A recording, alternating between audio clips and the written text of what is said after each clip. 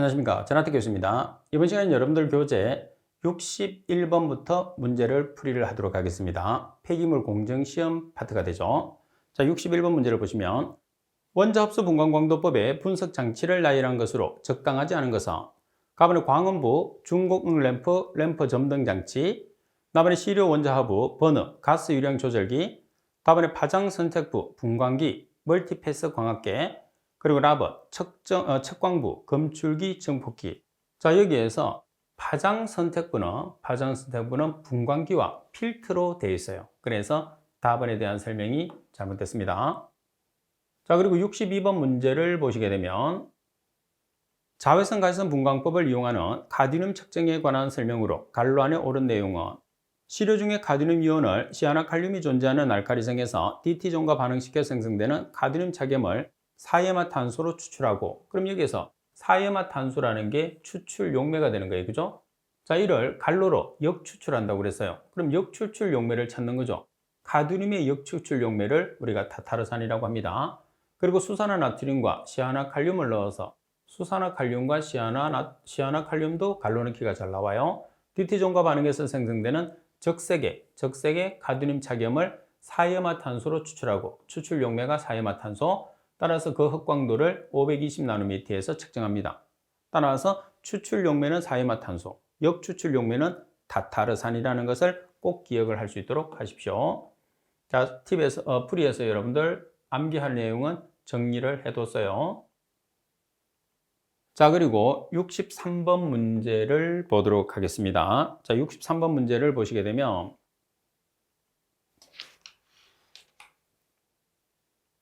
고상 폐기물의 pH 유리점검법을 측정하기 위한 시험 절차로 갈로의 내용에 옳은 것은, 자, 우리가 고상 폐기물이라는 것은 뭐죠? 고형물의 함량이 15% 이상을 고상 폐기물이라고 하죠. 고상 폐기물 10g을 50ml 비커에 취한 다음에 정제수 25ml를 잘 섞어 교반한 다음에 갈로 이상 방치를 해요. 그럼 갈로 이상 방치하는데 방치 시간이 어느 정도죠? 30분. 따라서 30분 이상 방치한 후에 이 현탄액을 시료용액으로 하거나 원심 분리한 후에 상층액을 시료용으로 사용하는 방법. 나번이 정답. 자, 그리고 64번 문제를 보시게 되면 할로겐 유기물질 기체 크로마토그래피 질량 분석법으로 측정 시 간섭 물질에 관한 설명으로 틀린 것은 간섭 물질입니다. 자, 가번 추출 용매 안에 간섭 물질이 발견되며 정류하거나 클럼 크로마토그래피에 의해서 제거합니다. 나번에 다이클로르메탄과 같이 머무름 시간이 긴 화합물은 이들 중에서 피크와 겹쳐 분석을 방해할 수가 있다고 그랬어요. 여기서 여러분들이 머무름 시간이 긴 화합물이 아니고 머무름 시간이 짧은 화합물입니다. 그래서 머무름 시간이 짧은 화합물은 피크와 겹쳐서 분석을 방해할 수 있어요. 그리고 답은 끓는 점이 높거나 극성 유기 화합물들이 함께 추출되므로 이들 중에는 분석을 간섭하는 물질이 있을 수 있다. 그래서 끓는 점이 낮거나 비극성으로 바꿔서 답을 출제할 수도 있어요. 라번 플로르와 탄소나 다이클로르메탄과 같은 휘발성 유기물은 보관이나 운반 중에 경막을 통해서 시료 안으로 확산되어서 시료를 오염시킬 수 있으므로 현장 바탕 시험으로 이를 점검해야 한다. 따라서 지금 체크되어 있는 부분은 여러분들 시험에서 항상 오답으로 출제할 수 있는 내용이기 때문에 반드시 확인을 해 주셔야 됩니다. 자, 그리고 여러분들 65번 문제를 보시게 되면 자외선 가시선 분광법에 의해서 시안 분석 방법에 관한 설명으로서 틀린 것은, 자, 가번 pH를 10에서 12의 알카리성으로 조절한 후에 질산 나트륨을 넣고 가열 정류해서 시아나수소를 유출시키는 방법이다. 우리가 시안을 분석했을 때는 자외선 가시선 분광법, 이온 점검법, 그리고 연소 거름법이거든요. 여기서 중요한 것은 뭐냐면 pH예요. 자외선 가시선 분광법 같은 경우에서는 pH가 얼마냐면 pH 2 이하의 산성이 중요해요. 반면에 pH를 10에서 12가 아니고 pH가 11에서 13이죠. 11에서 13의 알카리성에서 조절하는 것은 이온 점검법에 대한 설명. 그래서 틀렸어요. 다음에 클로라민 T와 피리딘 피라졸로는 혼합액을 넣어서 나타내는 청색을 620나노미터에서 측정한다.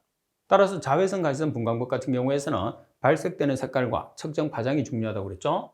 다음에 시한화물을 측정했을 때 방해 물질은 정류하면 대부분 제거되나 다량의 지방 성분, 잔류염소, 황화합물은 시한화물을 분석할 때 간섭할 수 있다. 자, 그리고 또 간섭 물질 중에 중요한 게 황화합물이죠. 황화합물에 함유된 시료는 뭐를 주입하죠? 아세트산 아연 용액 2ml 넣어서 제거한다. 특히 황화합물은 아세트산 아연 용액으로 제거한다는 것까지 꼭 정리를 해 놓으세요. 그래서 공정시험법에서 우리가 시한 항목은 상당히 중요하다. 이렇게 여러분들이 보시면 됩니다. 아주 중요해요. 그리고 66번 시한의 이온 전극법에 관한 설명으로 갈로에 옳은 것은 65번에 자외선 가시성 분광법이 시험에 나왔는데도 불구하고 66번에 이온 전극법이 또 나와 있죠. 그만큼 시한은 출제 빈도가 높은 물질입니다. 폐기물 중에 시한을 측정하는 방법으로 액상 폐기물과 고상 폐기물, 액상 폐기물이라는 것은 고형물의 함량이 5% 미만, 그죠? 액상은 고상 폐기물은 15% 이상이 되는 거죠. 자, 갈로로 조절한다고 해서 이 갈로가 pH입니다. 따라서 pH는 12에서 13으로 조절을 하죠. pH가 12에서 13이면 알칼리성이 되는 거죠. 반면에 65번에서 했던 자외선 가시성 분광법 같은 경우에서는 pH 2 이하, pH 2 이하라는 것은 산성입니다. 그래서 자외선 가시성 분광법은 pH 2 이하의 산성으로 조절하고, 반면에 이온 전극법은 pH 12에서 13의 알칼리성으로 조절한다는 거 꼭 정리를 해 두셔야 됩니다. 자, 그리고 67번 문제를 보시게 되면 정량 한계에 관한 설명으로 갈로의 내용으로 옳은 것은 정량 한계란 시험 분석 대상을 정량화할 수 있는 측정값으로서 제시된 정량 한계 부분의 농도를 포함하도록 시료를 준비하고 이를 반복 측정해서 얻은 결과의 표준 편차의 갈로 한값. 자, 따라서 정량 한계는 표준 편차에 얼마를 곱한 값이냐는 거죠. 따라서 정량 한계는 표준 편차의 10배니까 표준 편차 곱하기 10을 곱한 값이죠. 따라서 라번이 정답입니다. 자, 그리고 68번 문제를 보시게 되면 폐기물의 용출 조작에 관한 내용으로 갈로에 옳은 것은 용출 조작은 매회 한 문제씩 출제될 정도로 아주 중요한 파트입니다. 시료용액 조제가 끝난 혼합액을 상온 상압에서 진탕 횟수가 매분당 2회입니다. 자, 진탕 횟수는 매분당 2회. 반면에 진폭은 얼마죠? 4에서 5cm. 자, 그리고 진탕 시간은 6시간이 되죠. 그러면 정답은 4에서 5cm고 6시간이니까 나번이 정답이 되겠다. 그죠? 자, 그리고 69번 문제를 보시게 되면 K2Cr2O7 다이크롬산 칼륨입니다. 100mg/L의 크롬 표준 논액 1000ml를 제조하려면 필요한 다이크롬산 칼륨의 양을 계산하시오 돼 있어요. 그러면 다이크롬산 칼륨 대 다이크롬산 칼륨에 포함되어 있는 크롬의 비를 넣으면 되겠죠. 크롬이 두 개가 있어요. 자, 그러면 다이크롬산 칼륨의 분자량을 조사해보면 K가 지금 39짜리가 2개, 크롬 52짜리가 2개, 16짜리 산소 7개. 따라서 계산하면 294g. 대 크롬 2 곱하기 크롬의 원자량은 얼마죠? 52. 따라서 X를 계산하죠, 우리가. 그러면 다이크롬산 칼륨에서 크롬의 농도가 지금 얼마라고 되어 있느냐면 크롬은 100mg/L예요. 자, 그리고 얼마에 해당하는가? 1000ml는 1리터죠. 1리터에 해당하는가? 따라서 X를 계산하면 mg이라는 값이 나오겠죠. 282.69mg이 계산되겠죠. 자, 그리고 70번 문제를 보시게 되면 자외선 가시성 분광 광독의 광원 부위의 광원 중에서 자외부의 광원으로 주로 사용되는 것은, 자, 보세요. 가시부와 건적의 부는 텅스텐 램프, 자외부는 중수소 방정관이라고 했어요. 그래서 자외부는 중수소 방정관, 가번이 정답. 만약 이 내용이 헷갈려서 갑자기 기억이 잘 안 나요. 그러면 자외부의 지옷, 중수소 방정관의 지옷을 연관시켜서 여러분들이 답을 찾으라고 했어요. 자, 그리고 71번 문제를 보시게 되면 분석용 저울은 최소 몇 mg까지 달 수 있는 것이야 하느냐. 보통 우리가 가장 정확한 저울이 소수점 넷째 자리까지 재는데 g으로 되어 있거든요. 그래서 표기하고 부르기가 불편하기 때문에 mg으로 환산한 거예요. 그럼 0.00001g은 0.1mg 되겠죠. 따라서 mg으로 표시했기 때문에 0.1mg이 정답.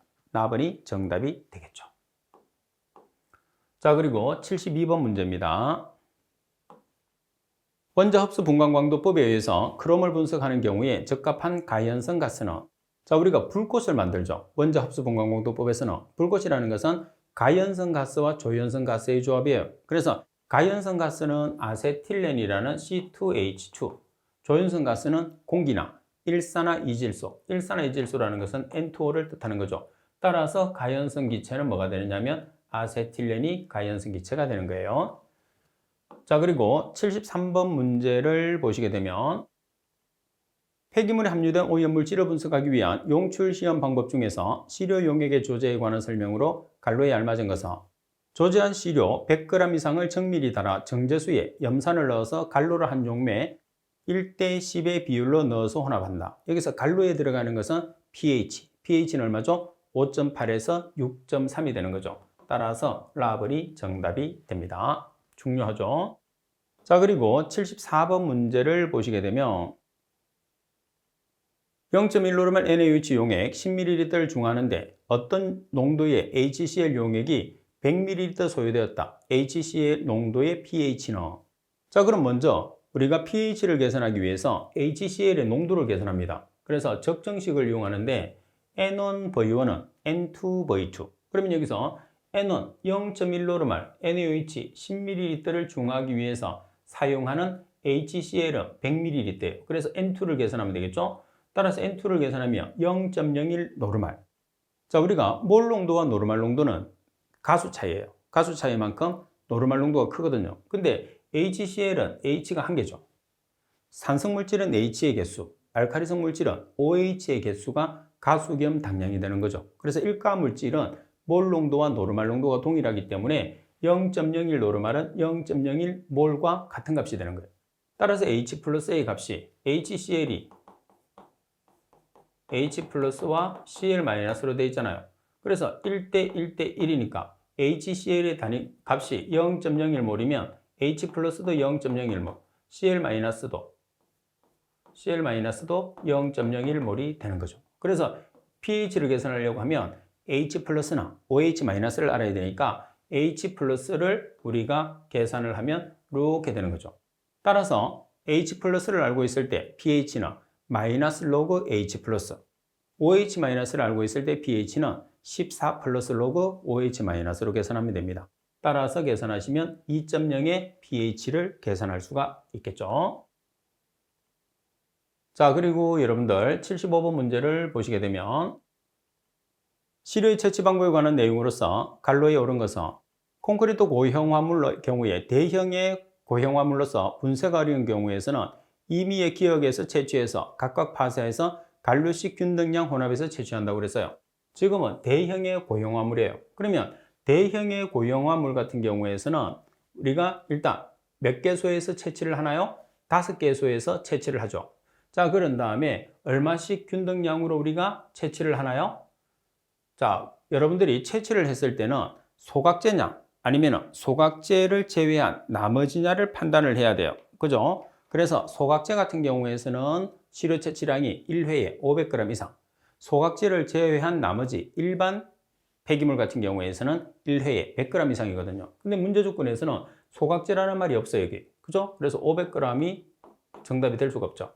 자, 그리고 몇 곳에서 취하느냐면 5개소. 따라서 5개소에서 한 번에 100g 이상씩 균등량 채취하게 되는 거죠. 답은이 정답입니다. 소각제냐 소각제가 아니냐 반드시 여러분들이 기억을 해 주셔야 돼요. 자, 그리고 76번에 보시게 되면 폐기물 중에서 크롬을 자외선 가시선 분광법으로 측정하는 방법에 대한 설명으로 틀린 것은 값은 확광도는 540나노미터에서 측정한다. 맞죠? 총 크롬을 다이페닐 카바자이드를 사용해서 육각 크롬으로 전환한다. 그러면 총 크롬이라는 게 삼각 크롬이에요. 그럼 삼각 크롬을 육각 크롬으로 전환시키기 위해서는 플러스 3이 플러스 6이 됐죠. 그럼 뭐를 사용해야 되나요? 산화제를 써야 되겠죠. 산화제가 다이페닐 카바자이드가 아니고 과망간산 칼륨이 산화제니까 과망간산 칼륨을 써야 되죠. 그래서 틀렸어요. 답은 확광도의 측정값이 0.2에서 0.8의 범위에 들도록 실험 용액의 농도를 조절한다. 다음에 크롬의 정량 한계는 0.002mg입니다. 따라서 설명이 잘못된 것은 4번이 정답. 자, 그리고 77번. 유기질소 화합물 및 유기인을 기체 크로마토그래피로 분석할 경우에 사용되는 검출기는 유기질소 화합물과 유기인 화합물이에요. 따라서 불꽃 광도 검출기를 사용합니다. 불꽃 광도 검출기가 FPD입니다. 가번이 정답. 자, 그리고 78번 문제를 보겠습니다. 폐기물 1톤 미만으로 야적되어 있는 적환장에서 채취해야 될 최소 시료의 총량은, 자, 여기서 1톤 미만이에요. 1톤 미만이니까 어디에 해당하죠? 여기 최소 시료수는 6. 따라서 여러분들 6개 계산하는데 지금 여러분들 최소 시료의 총량을 계산하라고 그랬단 말이에요. 근데 지금 문제 조건에서는 어떤 조건이죠? 소각제가 아니에요. 소각제가 아니라는 소리는 일반 폐기물이라는 소리겠죠? 따라서 일반 폐기물은 1회에 몇 그램 이상? 100g 이상. 근데 몇 군데에서? 6군데에서. 따라서 일반 시료니까 100g씩 채취를 하는데 6군데에서 채취하니까 총량은 얼마가 되는 거죠? 600g이 되는 거죠. 그래서 답은이 정답이에요. 따라서 시료의 최소수를 묻는 경우가 대부분이겠지만은 이렇게 최소수를 이용을 해서 일반 폐기물의 시료 채취량 100g 이상, 소각제는 500g 이상의 값을 알고 있는지를 판단하기 위해서 78번처럼 약간의 응용을 해서 여러분들 시험에서도 출제할 수 있죠. 따라서 이 표는 여러분들 폐기물 시험을 보기 위해서는 반드시 암기를 해야 된다고 생각하고 꼭 암기하세요. 자, 79번도 마찬가지 바로 나왔죠.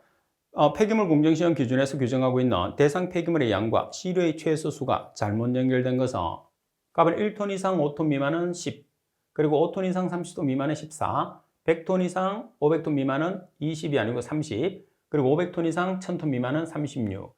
자, 따라서 여러분들이 이 표를 암기함으로써 쉽게 해결할 수 있는 내용이에요. 꼭 암기를 해야 됩니다. 자, 그리고 80번. 폐기물의 강렬 감량 및 유기물 함량을 중량법으로 시험 시 시료를 강렬시키기 위해 사용되는 용어가, 강렬 감량이라는 것은 분석 시료를 가열했을 때 질량의 감소분을 강렬 감량이라고 해요. 그죠? 따라서 강렬을 시키기 위해서 사용되는 용액은 질산 암모늄이에요. 근데 질산 암모늄이 지금 두 개가 있어요.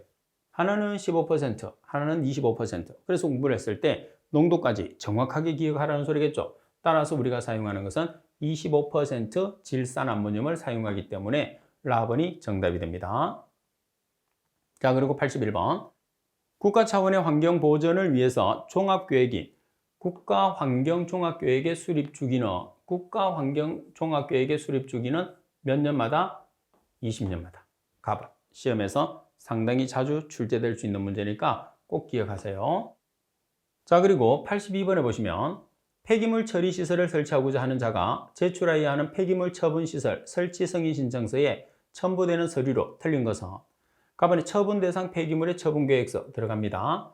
폐기물 처분 시 소요되는 우리가 이제 처리자가 처리하는데 얼마만큼 돈이 들어가느냐, 그는 관계없어요.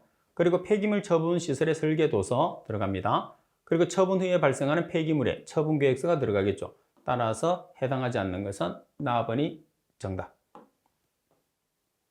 자, 그리고 83번을 보겠습니다. 다음 용어의 정의로 틀린 것은, 가번 환경 용량이란 일정한 지역에서 환경오염 또는 환경훼손에 대해서 환경이 스스로 수용, 정화 및 복원하여 환경의 질을 유지할 수 있는 한계를 말한다. 다음에 생활환경이란 인공적이지 않은 대기, 물, 토양에 관한 자연과 관련된 주변 환경을 말한다. 다음에 자연환경이란 지하, 지표, 해양을 포함합니다. 지상의 모든 생물과 이들을 둘러싸고 있는 비생물적인 것을 포함한 자연의 상태, 생태계 및 자연경관을 포함한다. 4번 환경보전이란 환경오염 및 환경훼손으로부터 환경을 보호하고 오염되거나 훼손된 환경을 개선함과 동시에 쾌적한 환경의 상태를 유지, 조성하기 위한 행위이다. 자, 이 용어는 정책기본법에 있는 용어이기 때문에 우리 교재에는 포함이 되지 않았어요. 그래서 문제로서 판단하시면 되고, 설명이 잘못된 것은 풀이에도 있는 것처럼 생활환경입니다. 자, 우리가 생활환경이라고 나타내면 대기, 물, 토양, 폐기물, 소음, 진동, 악취, 일조 등의 사람의 일상과 관계되는 환경을 이야기를 합니다. 여기서는 자연과 관련된 주변 환경을 생활환경이라고 하는 게 아니고 사람의 일상생활과 관계되는 환경. 따라서 나번에 대한 설명이 잘못됐죠. 자, 그리고 84번 문제를 보도록 하겠습니다.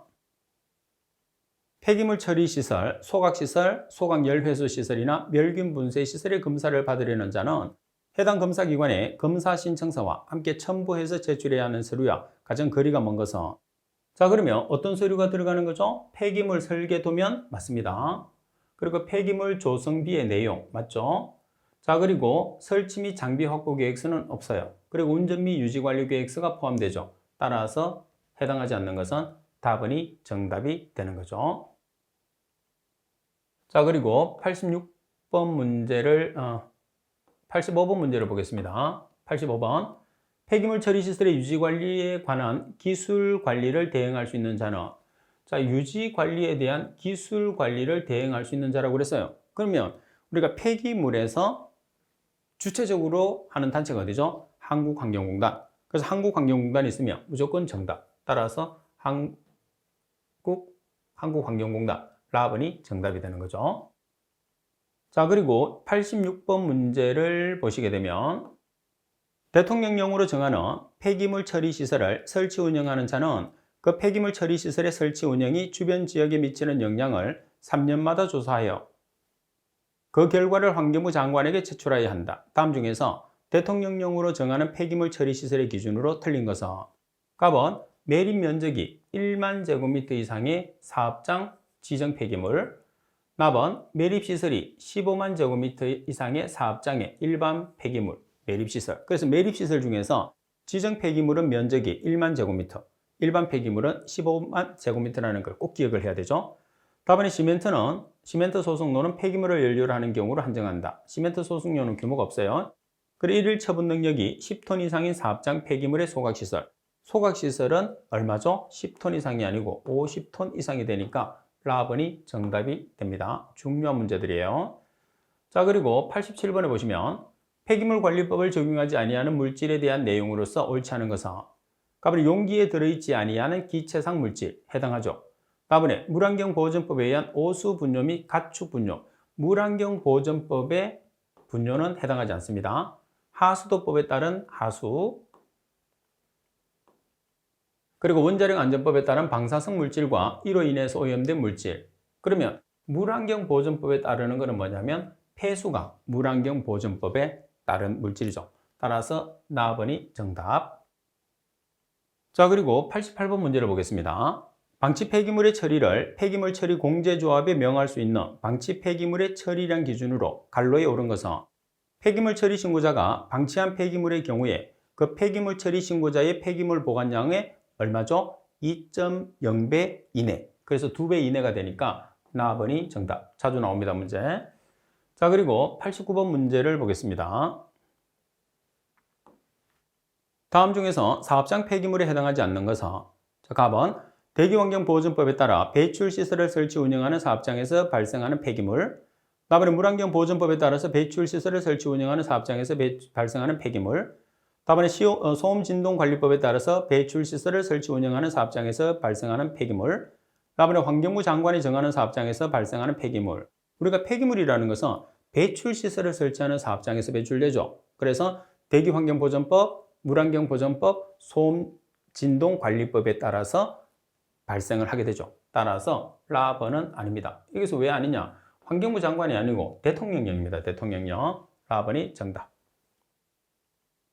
자, 그리고 90번 문제를 보겠습니다.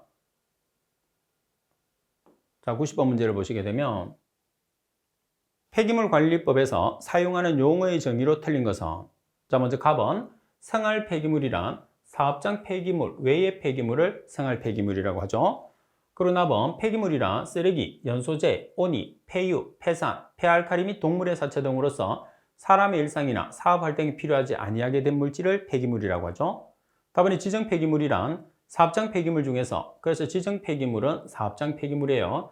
폐유나 폐산입니다. 폐유나 폐산 등의 주변 환경을 오염시킬 수 있거나 의료 폐기물 등의 인체에 위해를 줄 수 있는 해로운 물질로서 누구의 명령으로 정하느냐 하면 대통령령으로 정해요. 그래서 재활용을 제외한 나머지는 다 대통령령입니다. 다음에 폐기물 처리 시설이란 폐기물의 최초 및 중간 처리 시설과 최종 처리 시설로서 환경부령으로 정한다고 되어 있는데 폐기물 처리 시설은 폐기물의 중간 처분 시설, 그리고 최종 처분 시설, 그리고 재활용 시설 세 가지가 있는데 여기에서 당연히 대통령령으로 정한다는 것. 따라서 말씀드린 것처럼 재활용 시설을 제외한 나머지는 대통령령으로 정하는 거예요. 그래서 대통령령으로 정하느냐, 환경부령으로 정하느냐만 구별을 잘해도 문제의 답을 쉽게 맞출 수가 있다는 거죠.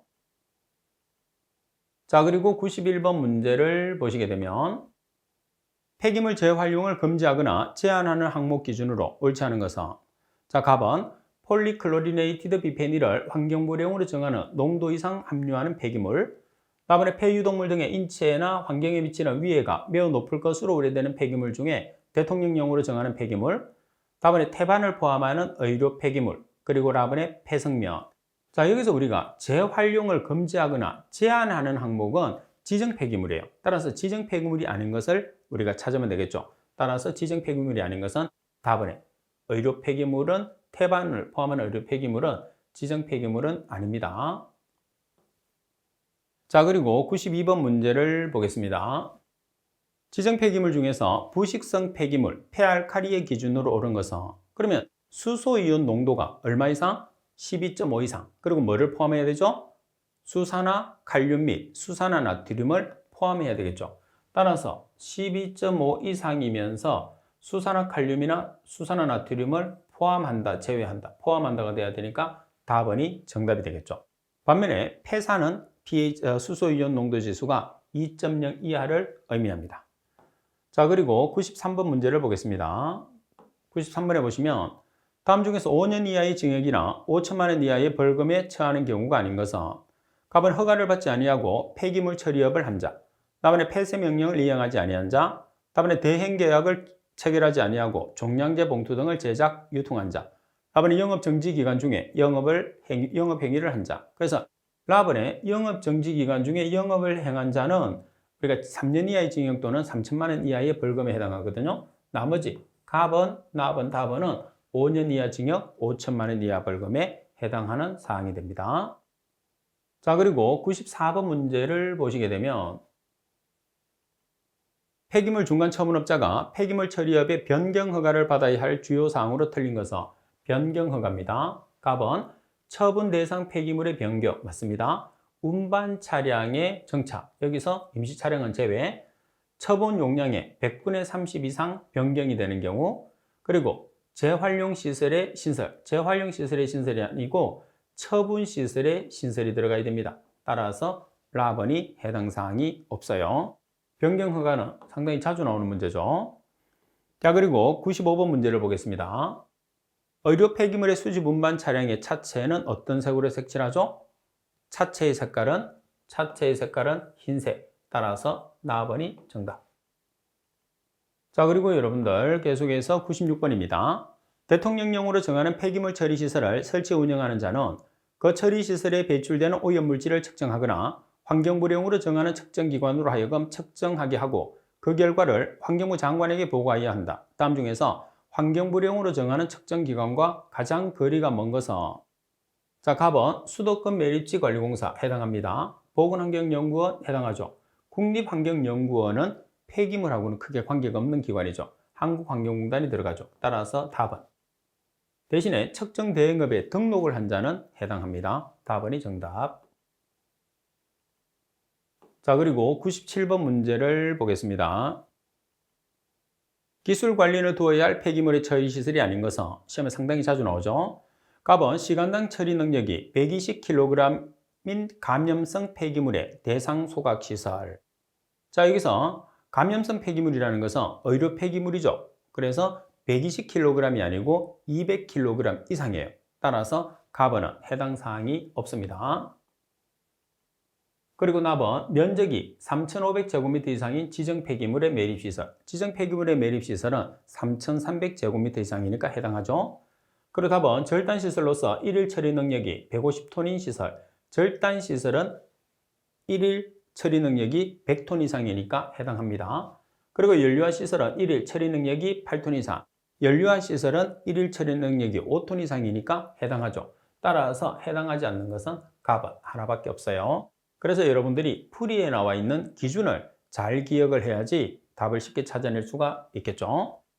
98번 과징금으로 징수한 금액의 사용 용도로 알맞지 않은 것은 자, 갑은 불법 투기된 폐기물의 처리 비용, 나번에 폐기물 처리 시설의 지도 점검에 필요한 시설, 장비의 구입 및 운영, 다번에 폐기물 처리 기준에 적합하지 아니하게 처리한 폐기물 중에서 그 폐기물을 처리한 자 또는 그 폐기물의 처리를 위탁한 자를 확인할 수 없는 폐기물로 인해서 예상되는 환경상 위해의 제거를 위한 처리, 그리고 광역 폐기물 처리 시설의 확충. 자, 여기서 해당하지 않는 것은 가번입니다. 그죠? 그래서 가번 대신에 자원의 전략과 재활용 촉진에 관한 법률에 따른 공공 재활용 기반의 확충. 그래서 나다라 그리고 풀이에 있는 네 가지가 과징금으로 징수한 금액의 사용 용도가 됩니다. 자, 그리고 99번을 보겠습니다. 생활 폐기물 처리 대행자, 대통령이 정하는 자에 대한 기준으로 틀린 것은 가번에 폐기물 처리업자 해당합니다. 다번에 폐기물관리법에 따른 건설 폐기물 재활용업의 허가를 받은 자. 여기서 재활용이 아니고 건설 폐기물의 처리업의 허가를 받은 자가 되겠죠. 그리고 자원의 전략과 재활용 촉진에 관한 법률에 따른 재활용센터를 운영하는 자, 폐기물 처리 신고자. 따라서 해당하지 않는 것은 나번이 정답이죠. 자, 그리고 100번 문제입니다. 폐기물 처리업자나 폐기물 처리 신고자가 휴업 또는 폐업 또는 재개업을 한 경우에 휴업, 폐업 또는 재개업을 한 날로부터 며칠 이내에 신고서를 시도지사나 지방환경관세장에게 제출해야 되느냐고 그랬어요. 자, 며칠 이내에 하는 거죠? 휴업이나 폐업 또는 재개업을 하는 경우에서는 20일 이내죠. 따라서 20일 이내가 되니까 답은이 정답이 됩니다. 자, 지금 우리가 하고 있는 우리가 문제풀이에서도 공정시험 기준이나 그리고 지금 법규 같은 경우에서는 암기를 여러분들이 많이 해야 돼요. 근데 이론에서 여러분들이 충분히 암기를 하고 지금 문제를 풀어보는 학생들은 상당히 쉽게 문제가 풀리는 반면에 이론 부분에서 정리를 전혀 하지 않은 학생들은 완전히 새로운 내용이라고 생각할 수 있거든요. 그래서 이론에 나왔는 수업을 잘 듣고 여러분들이 이론에 대해서 완전히 정리를 한 다음에 문제를 풀어보는 게 중요합니다. 자, 이번 시간 수업은 이것으로 마치도록 하겠습니다. 수고하셨습니다.